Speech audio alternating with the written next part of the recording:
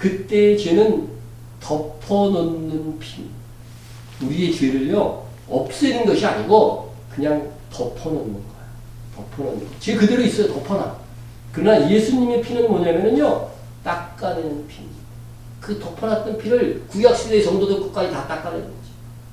우리의 죄까지도 미리 다 닦아내는 거죠. 구약시대의 짐승의 피는 약속하는 피입니다. 약속하는 피. 반드시 너희 죄를 사해해 주겠다고 하는 약속이 있어요. 그러나 성취된 건 아닙니다. 그러나 예수님께서 십자가를 지시면서 우리의 죄가 또 구약시대의 모든 성도들의 죄가 완전히 도말되는 겁니다. 없어지는 것입니다. 짐승의 피는 잠정적 효력만 있습니다. 잠정적. 그러나 예수의 피는 영원한 효력을 가지고 있습니다. 그래서 한번 구원받은 자는 영원히 취소되지 않고 구원이 이룰 수 있는 그런 원리가 여기에 있는 것입니다. 히브리서 10장에 보면 이에 대한 말씀이 있습니다. 오직 그리스도는 죄를 위하여 한 영원한 제사를 드리시고, 예수님께서 십자가에 죽으신 것은요, 단번에 영원한 제사를 드린 거예요. 영원한 제사를 드리시고 하나님 우편에 앉으사, 지금 하나님 우편에 앉아 계십니다. 이제 우리를 위하여 영원한 제사를 드리시고 하나님 우편에 앉아 있다가 그 다음에 그 후에 어떻게 하신다고요?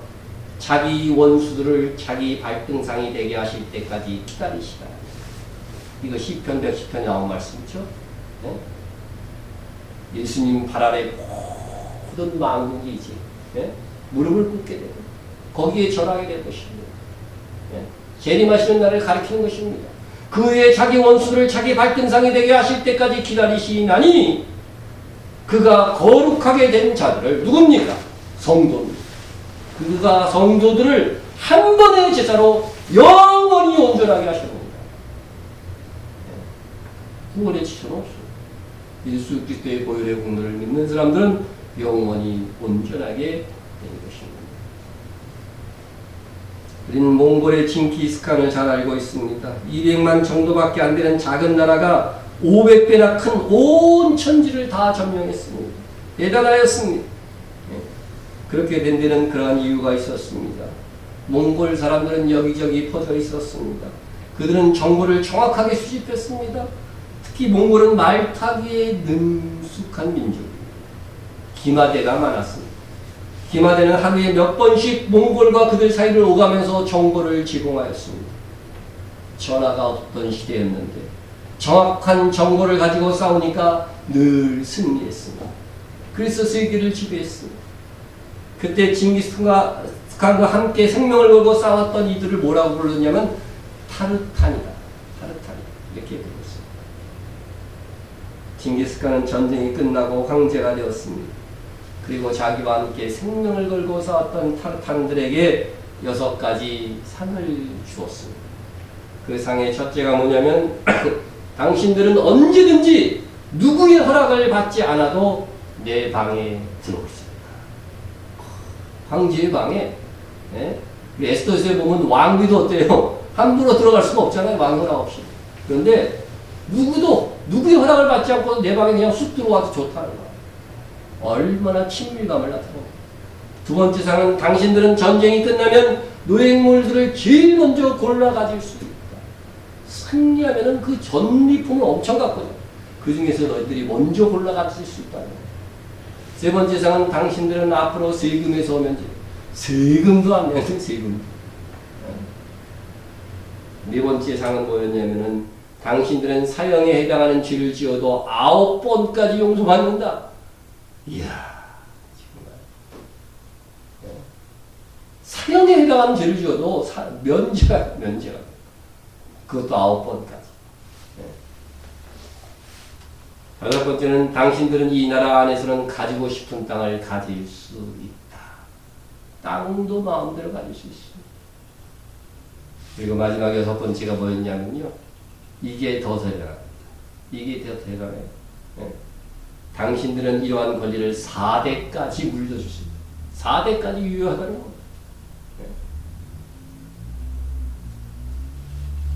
타르탄들은 4대까지 엄청난 상을 누리게 된 것입니다.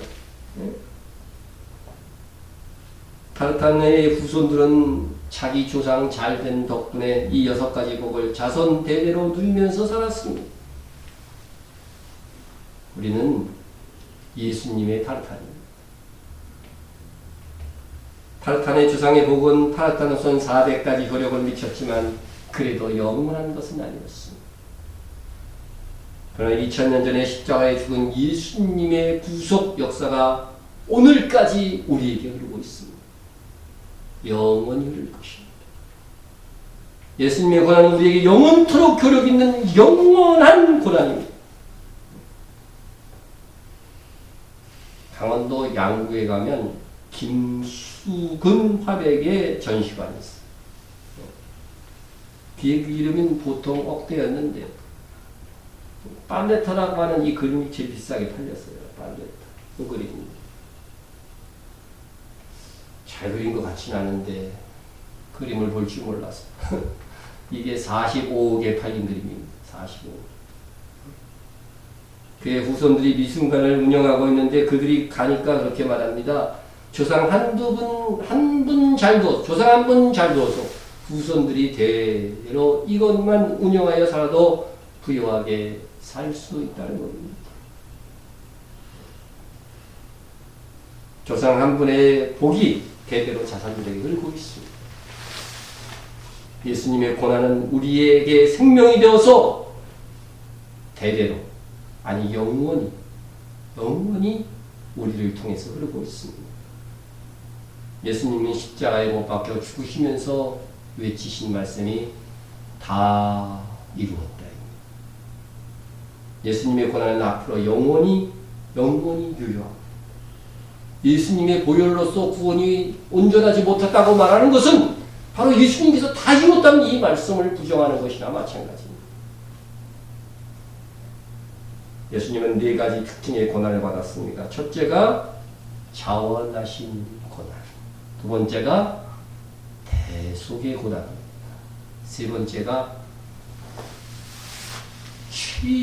최고의 고난입니다. 네 번째가 영원히 효력 있는 고난이었다는 것입니다. 사람들은 평안을 좋아하는데 예수님은 고난을 자초하셨습니다. 사람들은 밝게 살려고 하는데 예수님은 어둠 속에 돌아가셨습니다. 사람들은 받으려고 하는데 예수님은 당신 자신을 우리에게 주셨습니다. 새벽을 맞이하려면 밤을 통과해야 됩니다. 이 예수님의 본보기가 바로 우리의 삶이 되어야 합니다. 바울은 이렇게 말했습니다. 이렇게 고난을 받으신 예수님은 큰 영광을 얻으셨다. 바울 사도는 고난을 받으시고 예수님께서 대가로 받으신 영광을 이렇게 말해주고 있습니다. 너희 안에 이 마음을 품어라. 어떤 마음이겠어요? 무슨 마음이겠어요? 우리 마음에 품어야 될 마음을 얘기를 하고 있습니다. 이 마음을 품어라. 곧 그리스도 예수의 마음.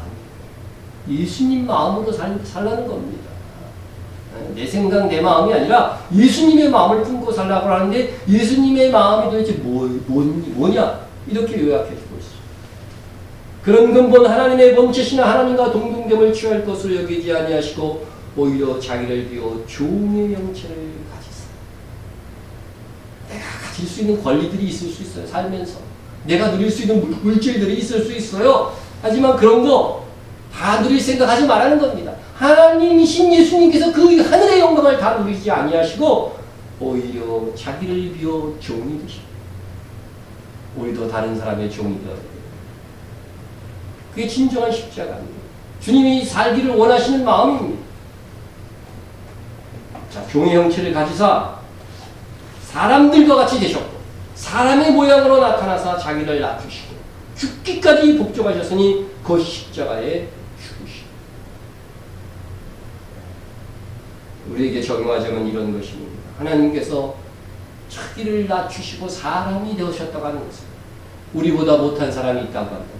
우리보다 더 고통받는 사람이 있다고 한다면 내가 그들의 처지로 내려가는 것입니다. 그리고 도와주는 것입니다. 그들의 아픔을 감당해 주는 것입니다. 예수님께서 그렇게 하셨기 때문입니다. 이렇게 하신 결과가 어떻게 돼 있느냐? 그 다음 절에 이러므로 하나님이 그를 지극히 높여 모든 이름 위에 뛰어난 이름을 주사 하늘에 있는 자들과 땅에 있는 자들과 땅 아래에 있는 자들로 모든 무릎을 예수의 이름에 꿇게 하시고 모든 입으로 예수 그리스도를 주라 시인하여 하나님 아버지께 영광을 돌리게 하셨다. 주님이 영광을 받으신 것은 거저 생긴 게 아니고요. 십자가를 지심으로 얻어서 생긴 거라고 말씀하고 있습니다. 그래서 예수님을 통해서 우리는 하나님 아버지께 영광을 돌리는 것입니다. 우리도 그렇게 되어야 한다고 그 본보기로 말씀하는 것입니다. 다른 사람들이 나를 보면서 하나님께 영광을 돌릴 수 있는 삶을 살라고 말씀하고 있는 것입니다.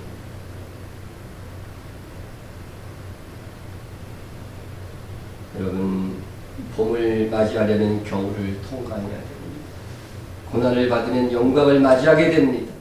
하늘의 상을 얻고자 한다면 우리도 주님처럼 낮아져서 장원하는 십자가를 지어야 됩니다.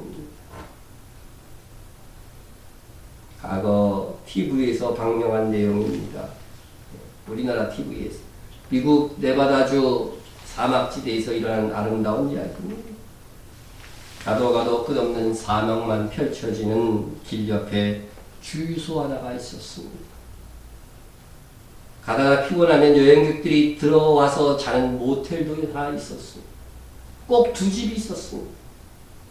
두 집 식구는 한 집에는 4식구, 다른 집에는 3식구 모두 7명이 살고 있었습니다.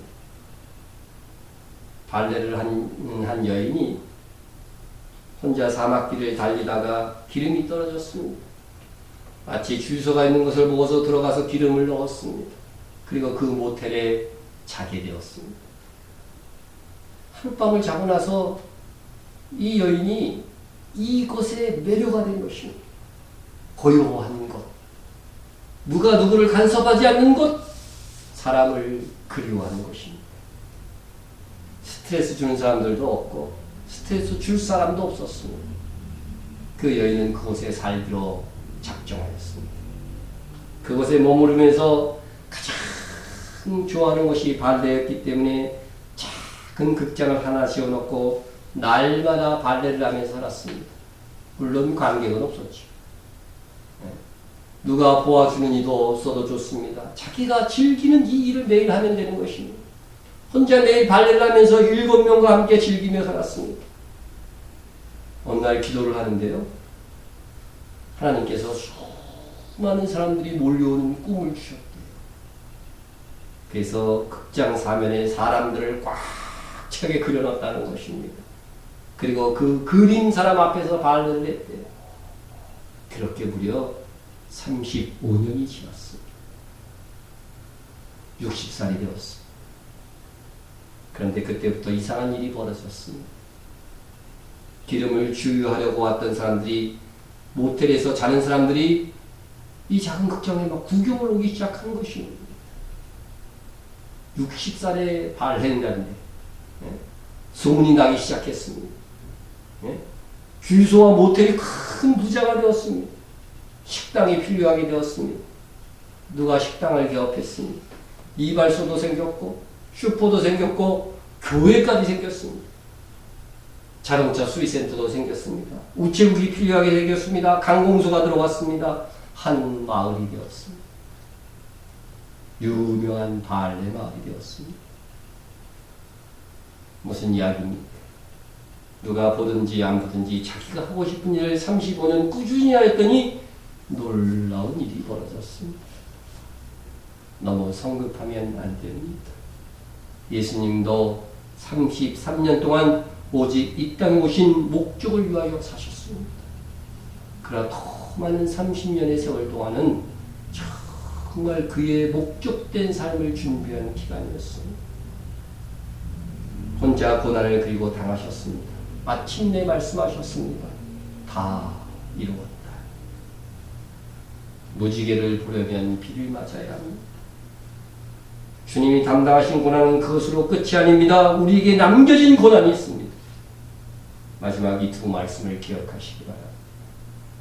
우리와 제자들을 불러 이르시되 누구든지 나를 따라오려거든 자기를 부인하고 자기 십자가를 지고 나를 따를 것입니다. 많은 사람들이 잘되고 번성하기 위해서 예수를 믿지만 주님은 그렇게 말씀하신 적이 없습니다. 그렇다고 번성도 부인하지 않았습니다. 번성에서 십자가 지라는 겁니다. 또 하나의 말씀이 나는 이제 너희를 위하여 받은 괴로움을 기뻐하고 그리스도의 남은 고난을 그의 몸된 교회를 위하여 내 육체에 채우노라. 예수님의 고난으로 끝이 아니에요. 그리스도의 남은 고난은 그 뒤를 이은 사역자들 성도들이 몸된 교회를 위하여 채워 주어야 한다고 하는 것을 성경이 말씀하고 있습니다. 우리 아름답게 일평생 꾸준히 헌신해서 주님이 받으셨던 영광을 함께 누릴 수 있는 우리가 됩시다. 기도하겠습니다. 사랑의 하나님 아버지 감사합니다. 우리를 위하여 아들을 내어주신 하나님 아버지 감사합니다. 우리를 위하여 자원하신 십자가, 대속의 십자가, 최대의 십자가로 영원히 후력 있는 고난을 당하신 주님 감사드립니다. 우리 마음속에 우리를 위한 주님의 십자가의 공로로 인하여 구원을 받았음을 믿사오니 우리의 끝날까지 보호하사 영원한 하나님의 나라의 백성이 되게 하옵소서. 우리도 주님 본받아 그리스도의 남은 고난을 주님의 몸된 교회에 채워 주님 받은 영광이 내 영광이 되도록 하겠습니다. 보혈의 십자가를 찬양하며 예수님의 이름으로 기도드립니다.